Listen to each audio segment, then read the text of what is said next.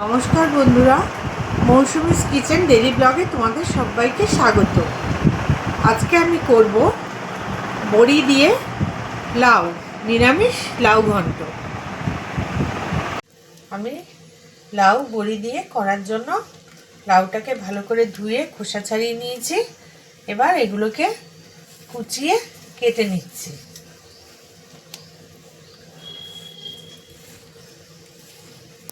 লাউ বড়ি করার জন্য লাউগুলোকে একদম কুচিয়ে কেটে নিয়েছি, ভালো করে ধুয়ে খোসা ছাড়িয়ে। বড়ি নিয়ে নিয়েছি, মটর ডালের বড়ি নিয়েছি আমি, আর কাঁচা লঙ্কা, আর কিছু লাগবে না। আমি কড়াই বসিয়ে দিয়েছি ওভেনে, গ্যাসটাও অন করে দিলাম। এবার কড়াইতে দিয়ে দেব পরিমাণ মতো তেল।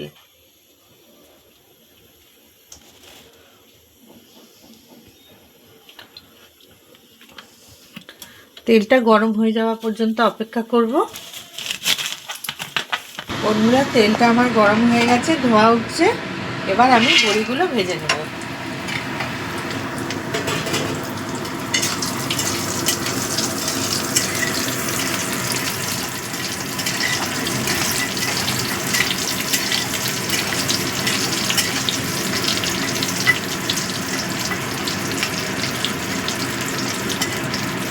বড়িগুলো লাল লাল করে ভেজে নেব।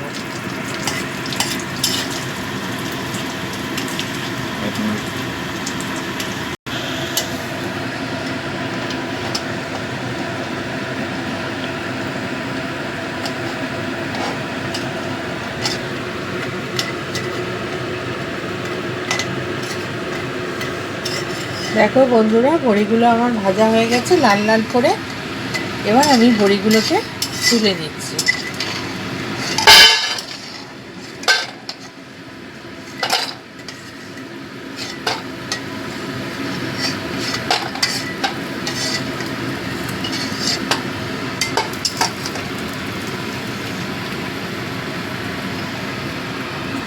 ওই তেলের মধ্যেই আমি দিয়ে দিচ্ছি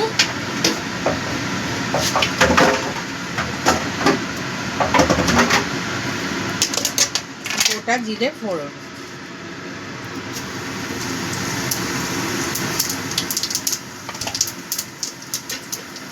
আর দিয়ে দিচ্ছি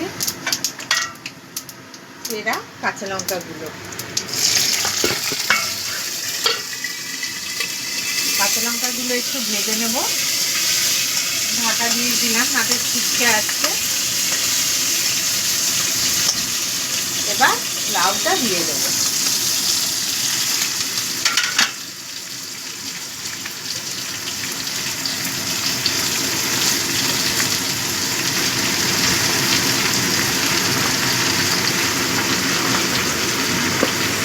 এই রান্নাতে তেল খুব কম লাগে, অল্প তেলেই রান্না হয়ে যায়, খেতেও খুব সুস্বাদু হয়।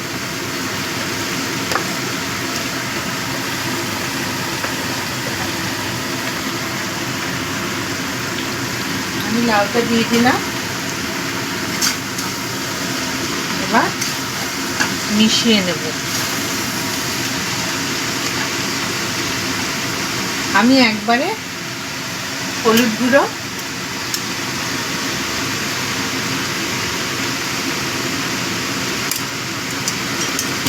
পরিমাণ মতো, তোমাদের আন্দাজ মতো তোমরা দেবে।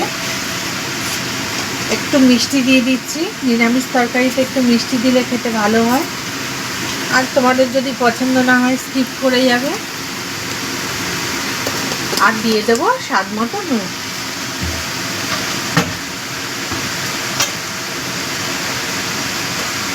স্বাদ মতো লবণ দিয়ে দিচ্ছি।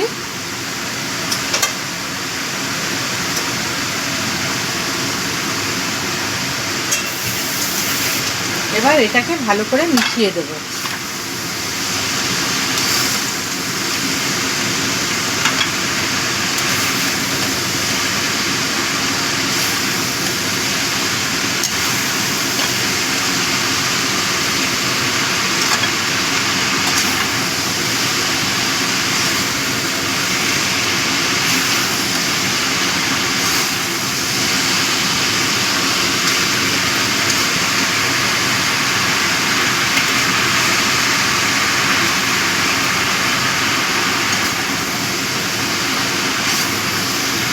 দেখো বন্ধুরা, আমার ভালো মতো মেশানো হয়ে গেছে।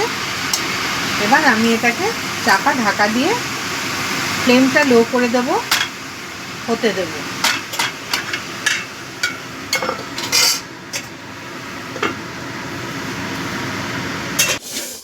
ঢাকাটা খুলে একবার নাড়িয়ে দিচ্ছি। কত জল বেরিয়েছে দেখো বন্ধুরা।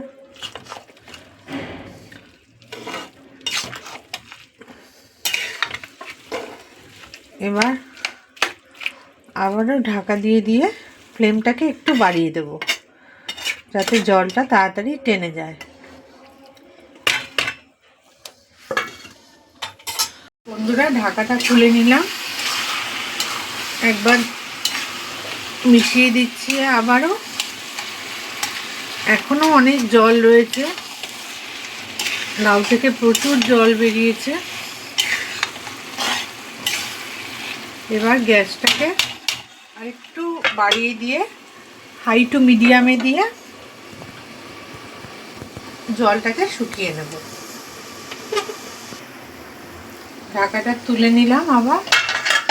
দেখো বন্ধুরা, জলটা শুকিয়ে গেছে। এবার আমি বড়িগুলোকে একদম ভেঙে নিয়েছি, হাত দিয়ে চেপে চেপে ভেঙে নিয়েছি। এবার এই বড়িটা আমি এর মধ্যে দিয়ে দেব। বড়িটা লাস্টে দিলে হয় কি, বড়িটা মচমচে থাকে, যখন খাওয়ার সময় মুখে পড়ে খুব ভালো লাগে। বড়িটা দিয়েও আমি মিশিয়ে নিচ্ছি। আমার তৈরি হয়ে গেল অতি সুস্বাদু নিরামিষ লাউ ঘন্ট। তোমাদের যদি এই রেসিপিটা ভালো লেগে থাকে বন্ধু, তবে তোমরা বাড়িতে করে খেও আর আমাকে কমেন্টে জানিও কেমন লাগলো।